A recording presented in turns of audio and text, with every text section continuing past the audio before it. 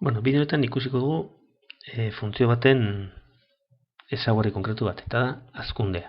Eta berarekin lotuta dauden bi kontzeptu, eta da maximo eta minimo erlatiboak. Hazkunde barruan sartzen dira gorakortasuna eta berakortasuna. Bueno,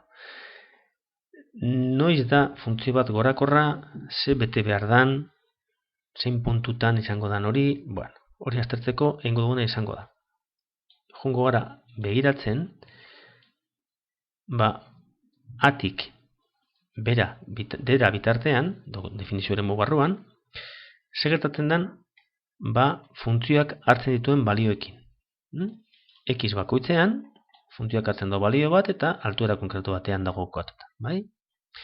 Bueno, fijatzen bagara, puntu honetan hartzen duen balioa da bere eskerraldean hartzen dituena baino altuagoak, hau da, hauek bajuagoa dira, eta bere eskumaldean hartutako balioak x-ekin funtzioaren balioak altuagoa dira berena baino.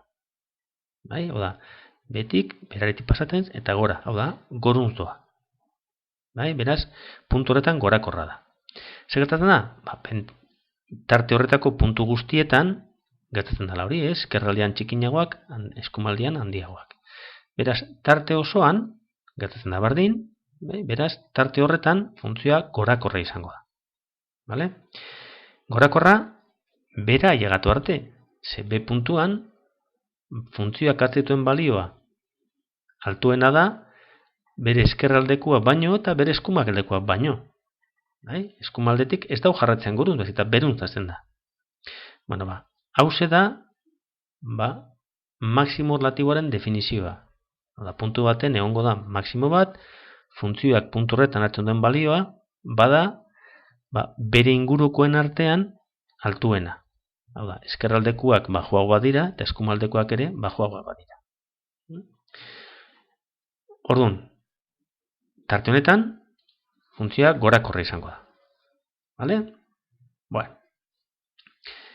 Jarretzen badu aurrera, bai? Bueno, hemen esan dugu maximo bat euki dugula, ez? Maximo erlatiboa. Vale. Zer gertatzen da BTC tartean? Bueno, hauze puntu hartuta, funtzioak hartzen duen balioa altuera honetan dago, eta bere eskerraldeko puntuak hartuta, funtzio altuagoa da, baina eskumaldekoak bajuagoa dira. Hau da, goitik beruntz doa, hau da, berakorra da puntu horretan. Eta hori gertatzen da, tarte horretako puntu guztietan. Vale? Zera ailegatu arte. Beraz, tarte honetan funtzioa berakorra da. Vale? C puntuan, lehengo moduan, B puntuan gertatu daren antzekoa, hau da, bere eskerraldekoak altuagoa dira, baina eskumaldekoak ere altuagoa dira. En zuzen hori da, C puntuan minimo relatiboaren egotearen definizioa. Puntu baten dago minimo relatibo bat, bere eskerraldekoak altuagoa dira bera baino, eta eskumaldekoak ere. Bardin. Beraz, hemen daukagu minimo relatibo bat. Aurrera jarretzen badugu kasu honetan, zer gertatzen da? Lehenengo zatian gertatu dana. Hau da, eskumaldeko puntuak altuagoa daude, puntua baino, eta eskerraldekoak txikinagoa dira. Beraz, goruntz doa funtzioa, beraz, gorakorra da ere tarte honetan. Bai?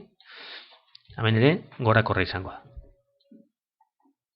Orduan, daukagu, funtzioa izango dela gorakorra AB tartean eta CD tartean.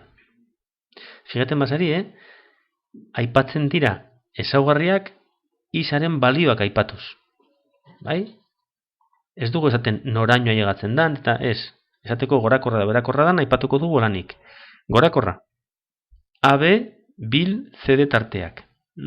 U moduko hau da bildura ikurra. Vale? Eta berakorra izango da BC tartean.